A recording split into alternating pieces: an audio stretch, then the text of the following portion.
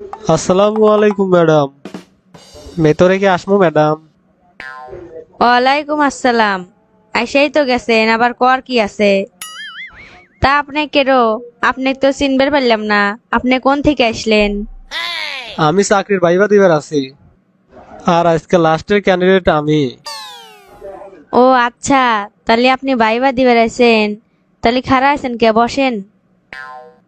আচ্ছা ঠিক আছে, ধন্যবাদ ম্যাডাম। লোক তো নেওয়া শেষ। এ আবার কোন থেকে আইলো? এক তো বাদ দেওয়াই নাকবো। ম্যাডাম, কি ভাবতেছেন? ভাইবা নিবেন না আমার? ভাইবে তো নিমুই। আসলে আপনি কি প্রশ্ন করা যায় তাই ভাবতেছি। আচ্ছা কোন তো, প্রেমের বিয়ে আর পরিবার থেকে যে বিয়ে দেয়, এই দুইটার ভিতর পার্থক্য কি? বাপরে, আমি আসলাম কোম্পানির চাকরি ভাইবা দিবার, যে প্রশ্ন করতেছে মনে হচ্ছে বিয়ের গটকালি করবার আছি। প্রেমের বিয়া আর পরিবার থেকে বিয়া, এই দুটোর মধ্যে ছোট্ট একটা পার্থক্য আছে ম্যাডাম। প্রেমের বিয়ে যে হরে ম্যাডাম, হে আগে থেকে জানে যে নিজে বিপদ ফালা দিতেছে। আর যে পরিবারের মাধ্যমে বিয়ে করে ম্যাডাম, সে অবুঝের মতো নিজের ঝুঁকির মধ্যে ফালায়া দেয়। আপনি তো খুব বুদ্ধিমান লোক। তাহলে পরের প্রশ্নের উত্তর দেন। মনে হলেন সমুদ্রের মধ্যে যে একটা জাহাজ ডুবে গেল, জাহাজে সব মানুষই মরে গেল, কিন্তু একটা মানুষ বেঁচে থাকলো। কোন তো হে মানুষটা কেডো? হে মানুষটা কেটে আবার ম্যাডাম, আপনি নিজেই। কি? আমি কে ভরে হইলাম? বুঝতে পারলাম না আমি। ভালো করে বুঝা দেন আমাক। এটা তো খুব সহজ হিসাব ম্যাডাম। জাহাজ থেকে তো আর কেউ বাঁচে নাই ম্যাডাম। আর যে মানুষটা বেঁচে ফিরছে, সে ছাড়া তো আর এই ঘটনা কেউ জানে না। আর যেহেতু আপনি এই ঘটনাটা বলতেছেন আমারে, সেই মানুষটাও তো অবশ্যই আপনি। বাপরে, আপনি তো খুব জ্ঞানী লোক দেখতেছি। তা এতদিন কোনে আছিলেন? তা আপনার জীবনের ঘটে যায় এমন একটা ঘটনা কন, যে ঘটনা একই সাথে দুঃখের এবং আনন্দের। এবার ঘটনা তো আমার জীবনে মেলায় ঘটছে।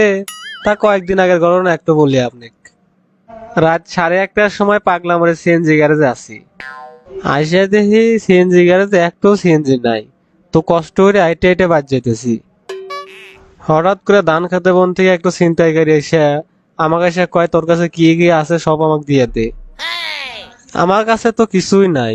একটু মোবাইল অনলাইনে অর্ডার করছি, তা এখনো হাতে পাই নেই। তাই এগুলো আমি সব ছিনতাইকারী করলাম। ছিনতাইকারী তো কোনো মতেই শুনবো না, কইতে এগুলা তাফালিং বাদ দাও। এটা কয়াই পর থেকে একটু ছুরি বাহির হয়ে গেল। হ্যাঁ, কোন কি? তারপর কি হইলো? তারপর ছিনতাইকারী পকেটে হাত দিছে, পকেট থেকে ছুরি বাই করে আমাকে মেরে দিব এই উদ্দেশ্যে। তারপর পকেটে হাত দিয়েই কইতেছে, আমিও না একটা চাকু অনলাইনে অর্ডার করছি, এই চাকু তো হাতে পাই নাই। ম্যাডাম, এটাই আমার জীবনে ঘটে যাওয়া ঘটনা, যা একই সাথে দুঃখেরও আনন্দের। বাপরে, আপনার জীবনের গোটা যা ঘটনাটা তো সেই। এখন তাহলে আপনি কিছু হতাশ মানুষের উদাহরণ দেন তো। ম্যাডাম, বাংলাদেশের মধ্যে যদি 18 কোটি মানুষ থাকে, তার মধ্যে সবাই হতাশ। এক বিষয় কাক বাদ দিব আর কাক কমু। কি কন আপনি? 18 কোটি মানুষের ভিতরে সবাই হতাশ কে বের হয়? তা আমাক উদাহরণ সহ বুঝা দেন। ম্যাডাম, যারা অল্প বয়সে বিয়ে হচ্ছে তারাও হতাশ।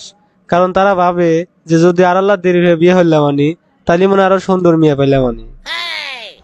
আবার যারা পড়াশোনা কইরা চাকরি বাকরি করতেছে তাও বিয়ে করে নাই গিয়া, তারাও হতাশ। কারণ তারা ভাবতেছে যদি এতদিন বিয়ে করলাম আনি, বউ বাচ্চা নিয়ে ভালোই থাকলাম আনি। আবার যারা বেসরকারি চাকরি করে তারাও হতাশ। তার কখন চাকরি চলে আসবো তার কোনো নিশ্চয়তা নাই। আবার যারা বিদেশে আছে তারাও হতাশ। তাদের টাকা পয়সা আছে, কিন্তু আত্মীয় স্বজনের সাথে দেখা করতে পারে না।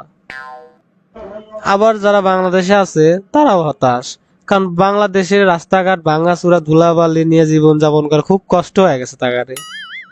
তাহলে এবার কোন তো ম্যাডাম, কোন মানুষটা হতাশ ছাড়া আছে?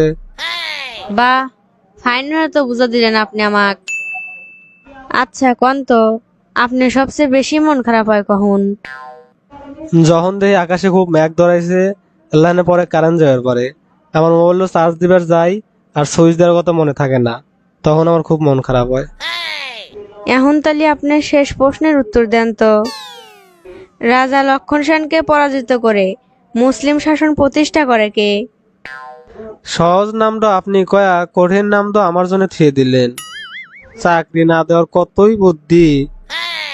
বাংলায় মুসলিম শাসন প্রতিষ্ঠান করেছেন এখতিয়ার উদ্দিন মোহাম্মদ বখতিয়ার খিলজি। তা ম্যাডাম, সব প্রশ্নের তো উত্তর দিলাম, তাহলে চাকরিটা কি আমার হবো? এক তো বাদ দেওয়ার কোনো সুযোগই দেখতেছি না, বিপদে পড়ে গেলাম না তালি। কেরে বা দর্শকরা, চাকরি কি দেওয়া যাবো এক? আপনারা যদি কোন যেভাবে হোক চাকরিটা দেওয়াই নাকবো।